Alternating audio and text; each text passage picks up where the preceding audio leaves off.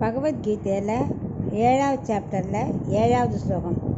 மத்த பரதரம் நான்யத் கிஞ்சிதஸ்தி தனஞ்சய மயி சர்வமிதம் புரோக்தம் சூத்ரே மணிகணா இவ. இப்போ இதுக்குள்ள அர்த்தத்தை பார்க்கலாம்.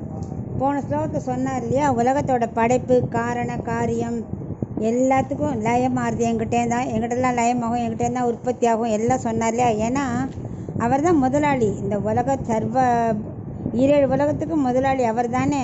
ஸோ அப்போ நம்ம என்ன பண்ணுவோம், ஒரு சின்ன கம்பெனியில் ஒர்க் பண்ணாலே அந்த முதலாளிக்கு விசுவாசமாக இருப்போம்.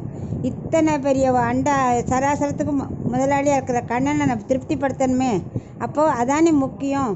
ஸோ அவர் அதில் திருப்திப்படுத்தி அவரை அடைஞ்சு அவரோட கல்யாண குணங்களையும் நம்மளும் அனுபவிக்கலாமே. அதைத்தான் முன்னாடி சொல்லிகிட்டு இருந்தார், எல்லாத்துக்கும் நானே காரணம்னு.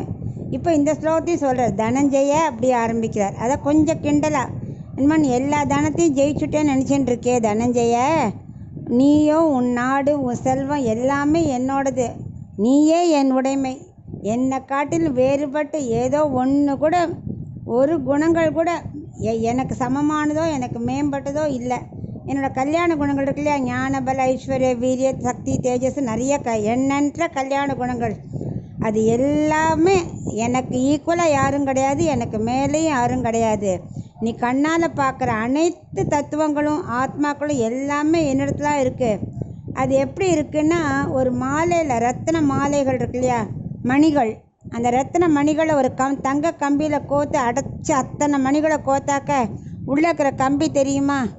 தெரியாது. ஆனால் அத்தனை மணிகள் தான் நம்ம ஆத்மாக்கள், நம்ம எல்லாம் அவரோட சரீரம் இல்லையா. ஸோ நம்ம எல்லாம் அவர்கிட்ட ஒட்டின்னு இருக்கோம். அவர் தான் தங்க கம்பி மாதிரி.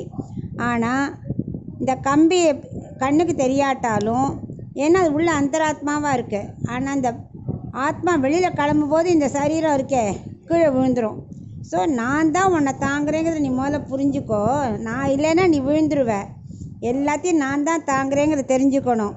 எப்படி நூல் கண்ணுக்கு தெரியாதோ அது மாதிரி ஜீவாத்மாக்குள்ளே நான் இருக்கேன், அது தெரியாது உனக்கு.